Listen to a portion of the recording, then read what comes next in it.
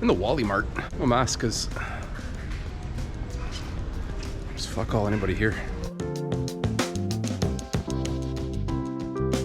The reason I wanted to talk about seeds is because a lot of times people are always like, well, what should I start? Especially for people who are new to gardening. You walk in, you see some display like this, and you're like, fuck yeah, I'm gonna grow that, and I'm gonna grow that, and I'm gonna grow that, and you end up buying 10, 20 packages, and then you really don't know where to start because you've kind of created a situation where you're already a little bit overwhelmed. What I would suggest, I want you to think about how long it takes to grow something.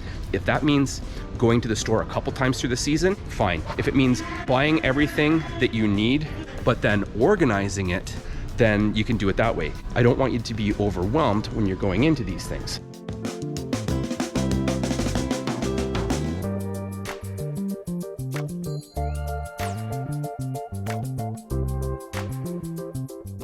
So what I want you to do is I want you to start looking at the days to maturity. This is going to be 60 to 100 days. That's 3.5 months before you're really getting something. What else do we have here? Celery. What's celery? 100 days for celery. So that's something you definitely want to start now. If it's something you start in June, you may or may not even get any celery. Conversely, let me point out something like spinach. You can plant a couple times in the season. You know, they're done in a month and a half.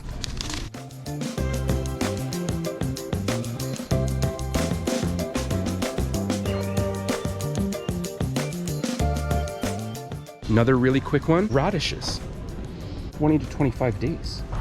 Peppers, 75 days. Flowers, pollinators. What about this? Let's loop in. Start indoors 6 to 8 weeks before your last frost date.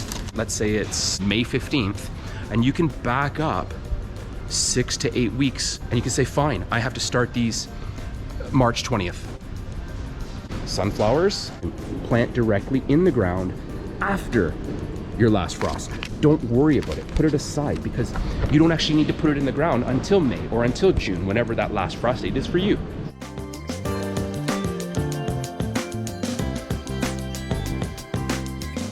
Even this kind of setup, and this is kind of, is this all Mackenzie?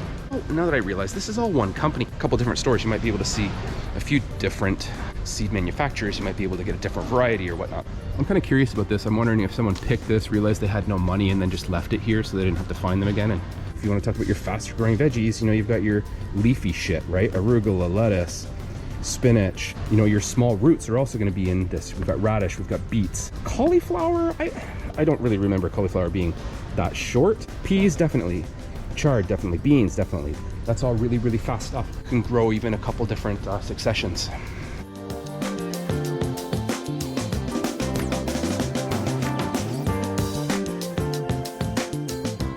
Squash.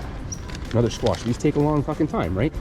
To be perfectly honest, for me, I'd much rather get a better return on my investment by saying, you know what, I'm gonna plant some carrots, I'm gonna plant some peas. I can get a few different successions of lettuce or of spinach throughout the summer. By way of recap, I want you to take a look at the days to maturity. If something is 40 to 60 days, you don't need to worry about it right now.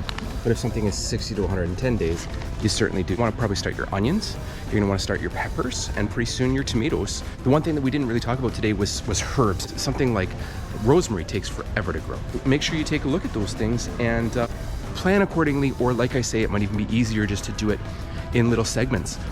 With that, I'm going to say thanks for watching. Remember, if you're not dirty, you're not doing it right. We'll see you next time. Bye-bye.